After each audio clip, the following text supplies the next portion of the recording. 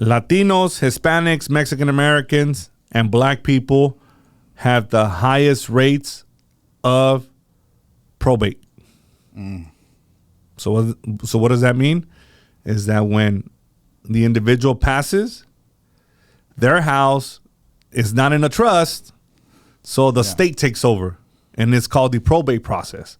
Probate. And that's when the majority of houses get lost, because now people could dispute it, people could fight for the assets, etc. So the only way to prevent that is to have your property in a trust. Okay, it prevents probate, and it has a will, so you could say who has what, right? So that is the best way to protect your assets, is through a living trust. Ladies and gentlemen, Mexican people, listen up. Go get a trust. Avoid all the headaches, because it will cause so much drama with your family. So, but to answer your question, all right, how can I explain this? You said, but that was a fact, though. I just want to clarify that. No, was that was a fact. The black and Hispanics. So now you're talking about parents putting their kids into their like will or just their title. Mexican man, listen up. Do not add your kids to title.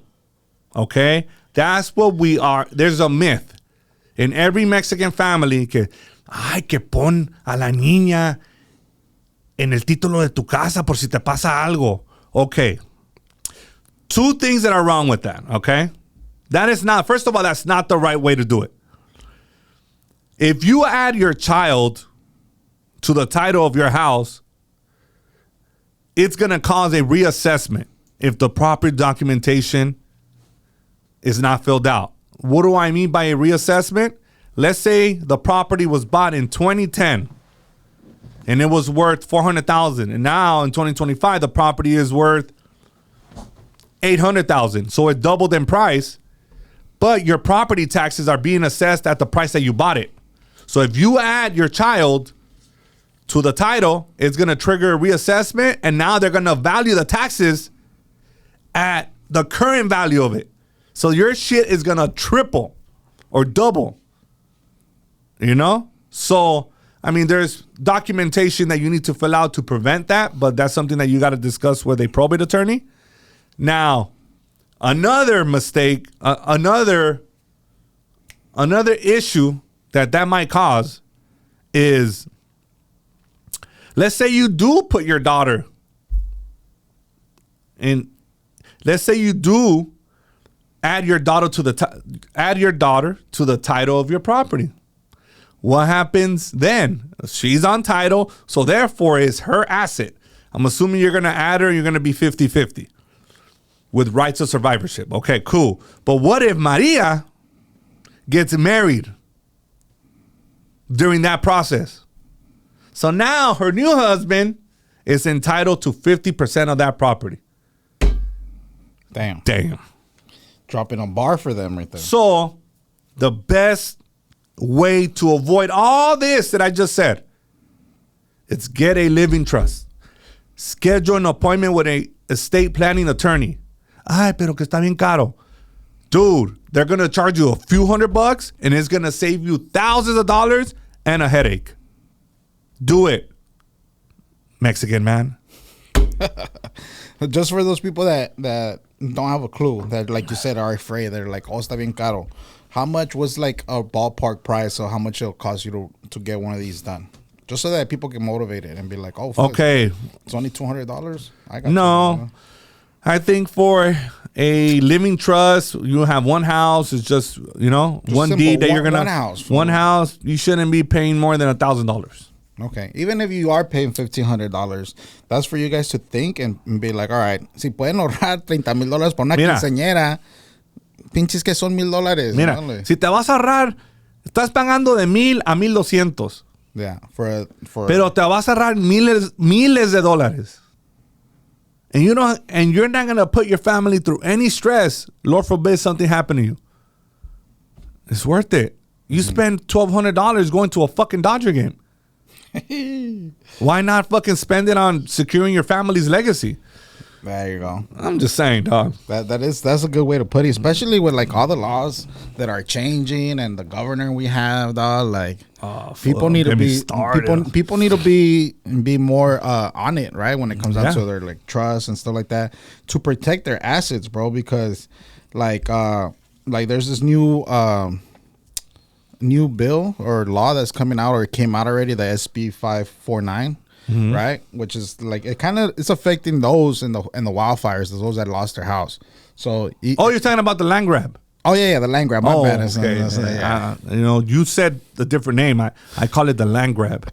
The land grab, like bro. Maui 2.0. Maui 2.0. So is that what's happening here, bro, or what's going on? What is it? It's SB 49, right? SB 549. Oh, SB 549 was passed by your lovely governor, Gavin Newsom, and it allows government entities and nonprofit entities to come and buy multiple parcels of the burned down properties in the Palisades. And most likely, they could build low-income housing there. Yeah, you heard that right. So how do you think they're spinning this, bro? Well, they named it what is it? The Resilient. Yeah, it's help me out here. The Resilient Rebuilding Authority. Resilient Rebuilding Authority. So now they're gonna be like, hey, we'll give you fair price for your parcel here, and then we're gonna offer your neighbor another, bam, bam, bam, and now you have 5 parcels that you could legally buy, and now you could go build freaking low income housing in the beautiful Palisades that was one day worth millions of dollars per parcel. Yeah. Now, if that's not a land grab, I don't even know. This is wild to me. Yeah. How do you think why do you think they're doing that? Like to build for like the low income families to get there, bro, you're gonna open a can of worms I don't know if I want to get into, but I just think that these politicians really don't. Yeah. They don't like the United States, bro. Like sometimes I be thinking, I've been home for 2 weeks and I'm like, why would they pass these laws that make no sense, that screw us, the people? Like this shit makes no sense. Like why would you do that? Because isn't like their angle is like, oh well, we're just trying to help low income families and this and they're that. Not trying to help. They're trying to just come up, huh? They're trying to hit a lick. That's what they're trying to do. I just think they're trying to control housing. You think they're trying to control housing? Yeah, bro. Yeah, because now they see the power of housing here. Yeah. So if they control housing, they control your food, they control everything, right? So all these rent control laws and COVID and this COVID rent control, COVID moratorium, all that shit was painted for them to think that this was for the people, for the renters. It's not. It wasn't. Let's just be clear about that. It was a direct attack on landlords. Why? Because they want people to lose their buildings. They want people to. They want the dream of home ownership, or they want ownership to be obsolete. Yeah. Who's they? That's a good question. I don't know. The government, yeah. But I just think that there's a big play, and I think that they're gonna make properties virtually unaffordable, and they want landlords to lose. That's crazy. Damn. It sucks that. Hey, should I be like Theo Vaughn right now and be like, I will never ever hurt myself? Don't forget to hit that subscribe button and turn on your notifications. Now let's get back to the episode. Ever. He said that shit? He said that? I'm scared. Yeah. Because of the things that they say, and people are like, it's awful. I love my life. Yeah, freedom of speech is definitely out there, right? Like it's kind of slowly being removed. This is crazy. But one last thing I want to add to this real quick. It's like it's crazy how, like you said before, it almost feels like they don't like this country. Like, why would you destroy a beautiful city that's affluent to make it low income housing? Right? Like, fool, you're not even from fucking SoCal, bro. Like, that's just crazy. Like, why are you making these decisions of like, oh, let's help the unhoused homeless people? Fuck that, homeless people in fucking LA, so that we can put them over here where They have a beautiful view of the ocean. Like, it makes no sense, bro. Like, we're like, what? You know what made no sense too? How about Karen Bass Yeah, throw her in the saying blender too, bro. that MacArthur Park It's a safe park. is a safe park where families walk around jolly, holding hands. Nah. I dare anybody watching this to come out here, go to How MacArthur about Park. we go and we'll throw in a clip. Yeah. Not like a clip, Yeah, but yeah, we'll yeah. throw in a clip of into this video. Yeah, we gotta be careful what kind of clips, bro. Yeah, 'cause for this shit. They want it's to ban Glocks now, it's too, like, bro. So. What is she saying? Like, why? MacArthur Park is full of drug addicts. Yeah, homeless There's people. syringes on the floor. There's fucking homeless people. There's fucking homeless encampments. There's fucking fires that happen there. Mm-hmm. What park is she talking about that she could fool everybody else? Yeah, but But not the locals, Yeah. this shit is wild. Yeah.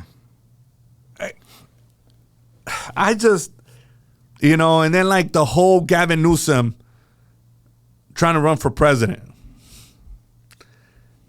That must be a joke. Like The guy, he has to be trolling us. So. like Gavin, like stop it, bro. You can't run California, but you want to run the whole country. Get out of my face. Stop it, brother. Stop it. It's just, yeah, bro. But we just gotta be careful, dog. Like, cause the media will feed us a bunch of bullshit, as we already know. Fuck it, especially with this Prop 50. I know you were sick, and I know you saw a bunch of fucking ads, cause I be seeing them too on my YouTube. Bro. But they be going both ways. But the ads are like, it's so like they go against each other, right? Like, yes, I'm Like, Prop 50, no, I'm Prop how is that 50. even legal though? What? Prop 50 ads, how are they legal? They start by saying, let's stop Trump and the Republicans from rigging elections and taking the power from the people. And like, they literally are saying what they're going to do. Like, Yeah. Or like, were they already done? like, wait a second. Like, and then like other people always are always going to bring up Texas. Well, they did it in Texas. Well, I don't live in Texas. I live here. And the vote should stay with the people.